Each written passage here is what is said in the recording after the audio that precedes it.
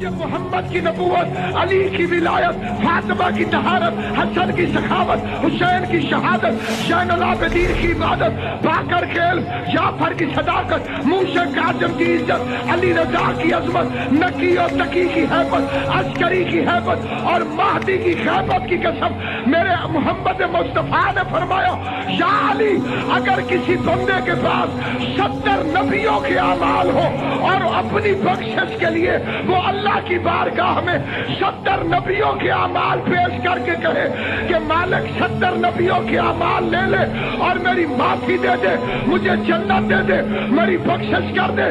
نبی فرماتے اس خدا کی قسم جس کے قبضے قدرت میں محمد کی جان ہے، اگر اس کے دل میں رائی کے برابر بھی علی سے بغض ہوا تو جہنم میں جائے۔